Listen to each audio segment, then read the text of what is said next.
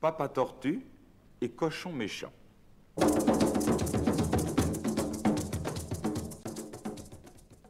Heya, heya, heya, hey. Cette fois, il n'y a plus moyen de faire autrement. Il faut aller chez Cochon Méchant, lui demander de l'argent. Le pauvre Papa Tortue est tout triste et abattu. Mais que faire? Il n'y a plus de 1000. Plus. Ah, cette tornade déchaînée et la foudre qui est tombée sur le grenier, en plein sur le grenier. Tout a brûlé, plus de 1000, plus le moindre grain de 1000. Monsieur Tortue avait si bien travaillé, avait si bien récolté, qu'il y avait à manger pour toute la maisonnée. Mais maintenant, tout est brûlé.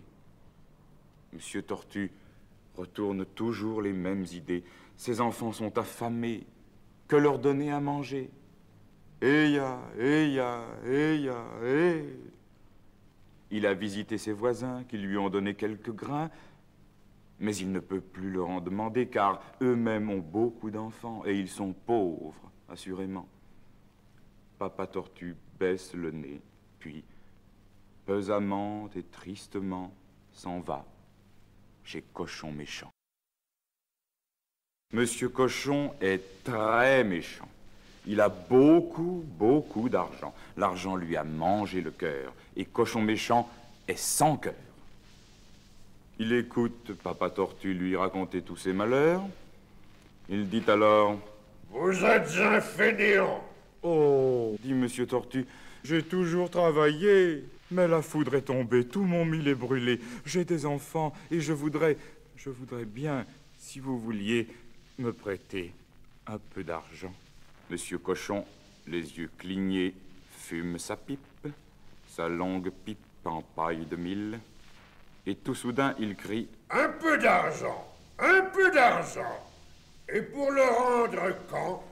Mais à la récolte du mil, je ne peux pas avant. Je peux vous prêter 200 francs. 200 francs seulement? Mes enfants...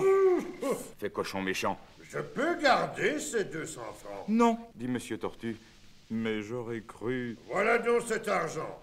À la récolte du mil, il faudra m'en rendre 1000. 1000 francs? Évidemment. Comment? Mais vous m'en prêtez 200? Méchant Cochon fume sa pipe, sa longue pipe en paille de mil. Oui, j'en prête 200 et j'en exige 1000. Et si vous êtes mécontent, laissez donc cet argent. Papa Tortue baisse le nez. Mais la foudre est tombée. Il pense à ses enfantelets, ces tortelettes et tortelets, si maigrelettes et maigrelets. Il est rempli de désespoir. J'accepte, dit-il. Au revoir. Mais il faudra m'en rendre 1000. Oui, il faudra en rendre 1000. À la récolte du mil. À la récolte du mil. Et les jours se sont écoulés. Papa Tortue a travaillé, sué, peiné. Mais ces 2 billets de 100 francs, ah, ce n'est pas beaucoup d'argent. On n'a pas pu beaucoup manger. Tortelettes et tortelets sont maigrelettes et maigrelets. Maman Tortue a voulu économiser. Mais un billet de 1000 francs, oh, c'est beaucoup d'argent. On a compté 1 franc, 2 francs. On n'a pas pu atteindre 1000 francs.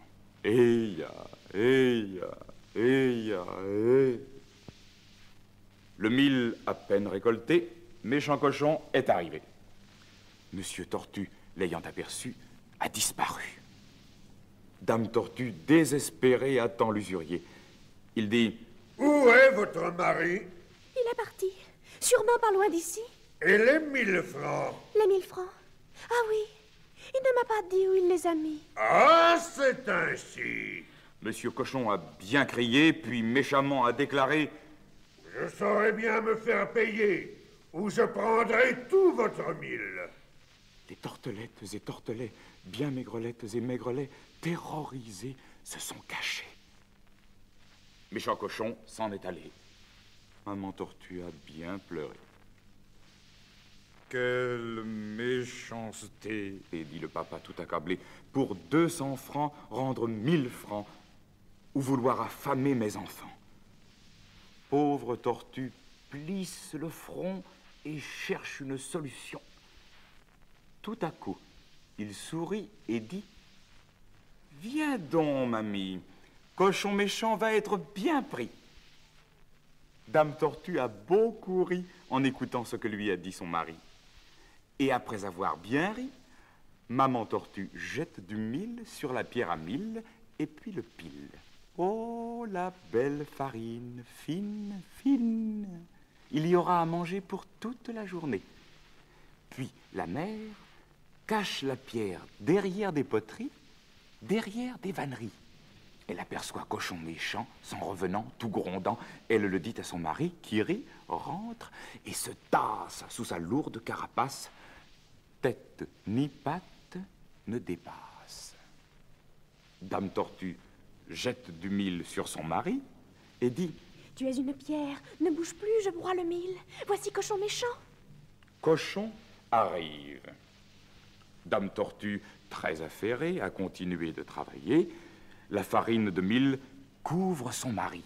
« Où est l'argent ?» crie Cochon Méchant. « Mon mari ne me l'a pas dit. » Et Dame Tortue prend encore du mil, et Dame Tortue broie toujours du mil.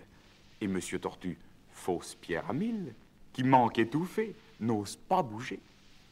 Cochon Méchant, encoléré, tape du pied. « Je prendrai tout votre mil. » Maman Tortue, sans l'écouter, continue à toujours broyer. Cochon est exaspéré. Il pousse Dame Tortue, la fait tomber, saisit la fausse pierre et la jette en l'air. La fausse pierre tombe dans l'eau d'un marigot. Floc, fli, floc, flot.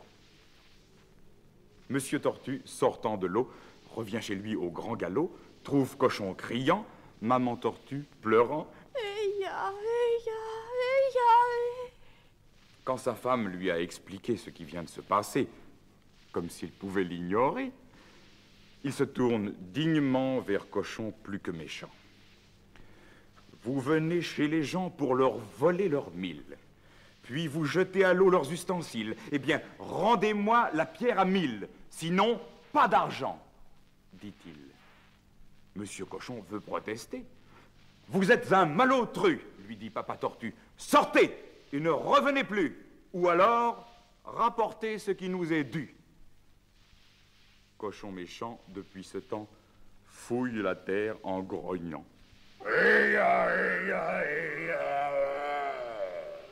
Ne trouve pas la pierre à mil. La pierre à mil. La pierre à mil. Eya. On se moque bien de lui. Ah, c'est bien fait pour lui. Eya.